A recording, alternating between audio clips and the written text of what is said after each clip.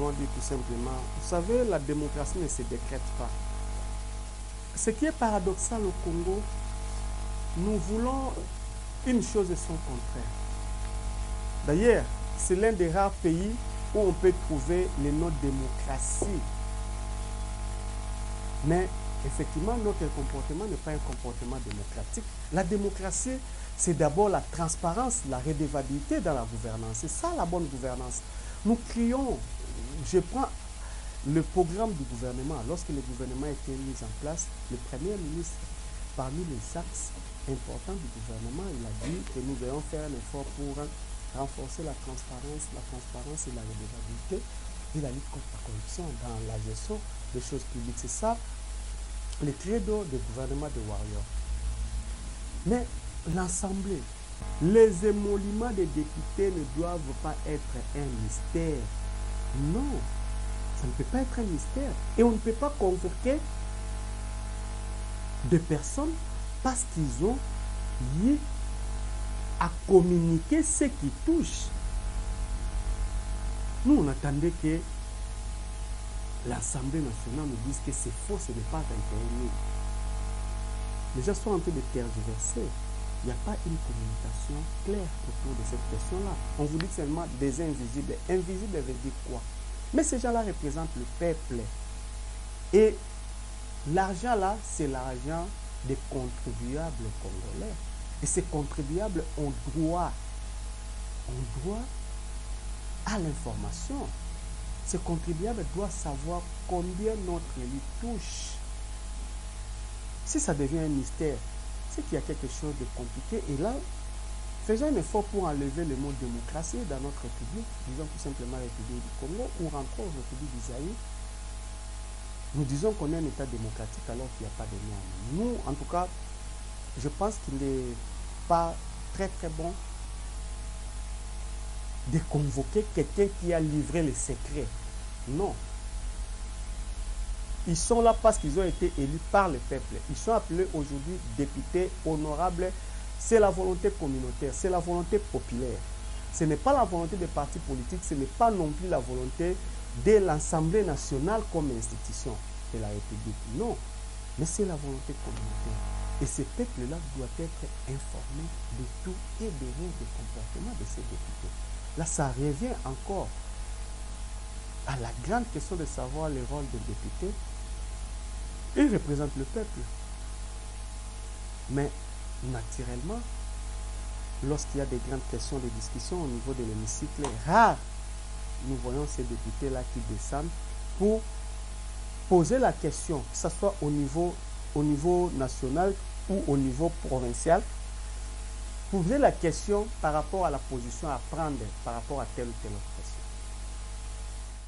Et particulièrement les régions d'éducation civique au Congo, aussi comme des structures spécialisées dans la question électorale, des structures qui font le suivi, contrôle du processus électoral, est très satisfait de cette opération. Cela atteste effectivement que le train des élections est déjà en marche. Comme on dit à Lingala, Ngunduka Yamaponani, Koti déjà, Nakati Yanzela. Ça veut dire que c'est quand même des indicateurs importants qui attestent effectivement pour ceux qui hier doutaient que les élections ne vont pas être organisées, doivent maintenant comprendre que les choses évoluent et les choses vont de l'avant. Ça, c'est la première chose. Et ces tests-là, ce sont des kits d'enrôlement. Des kits d'enrôlement et qui vont aider la CENI à constituer un fichier électoral. Et le fichier électoral, c'est même le corps de la démocratie. Le fichier électoral, c'est très, très important qu'il faut prendre au sérieux parce que ça atteste la volonté populaire. Nous avons eu à suivre de très, très près l'opération de tests grandeur nature que la CENI a organisée pour essayer un peu de tester ces kits. Nous sommes vraiment très satisfaits. Mais néanmoins, lorsque nous avons approfondi notre observation, même pas formelle, autour de ces questions-là, nous avons remarqué qu'il y a des choses très importantes qu'il faut vraiment améliorer.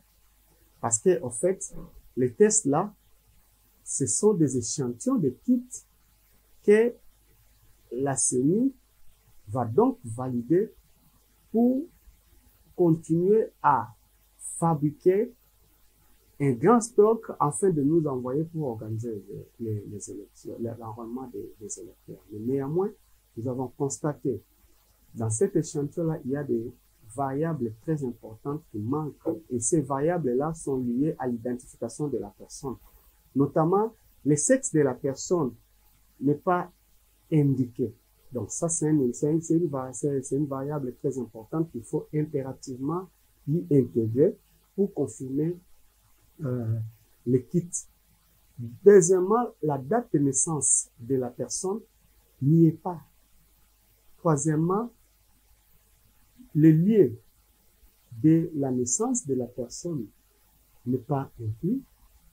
Et troisièmement, le nom du président pour identifier les centres, identifier les agents temporaires, soit-ils, qui sont commis à cette tâche n'est pas identifié. Donc, nous demandons donc à la CENI de faire un effort pour essayer un peu de corriger, notamment avec ce nombre de gens. Mais nous avons compris qu'il n'y a pas eu une mobilisation, ni il n'y a pas eu une sensibilisation autour de cette opération, en telle sorte que ceux qui venaient là, il y a d'autres qui croyaient qu'ils venaient prendre des cartes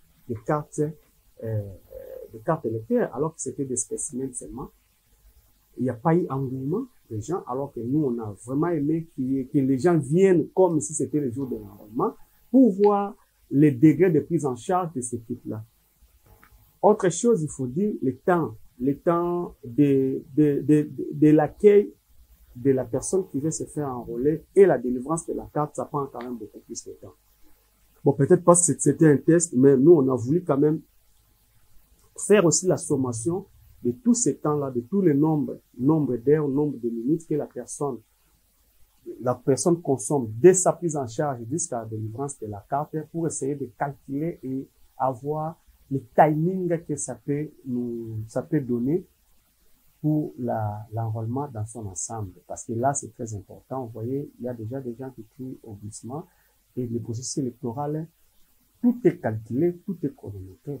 Alors, pour nous, c'était important que les gens viennent se faire enrôler en masse pour que nous puissions calculer les temps consommés par une personne multiplié par le nombre de personnes par jour enregistrées et on va multiplier par semaine, multiplier par mois et multiplier par toute la durée pour approximativement comprendre combien de temps l'opération peut nous prendre. Dommage, il n'y a pas eu sensibilisation. Et pourquoi il n'y a pas eu sensibilisation? C'est là maintenant la demande que nous voulons réitérer auprès de la CENI, que la CENI puisse activer les cadres de concertation avec la société civile. Les cadres de concertation avec la société civile n'enlèvent en rien le caractère indépendant de la CENI. Et d'ailleurs, nous sommes parmi les protecteurs de cette indépendance de la CENI. Ça va rien enlever.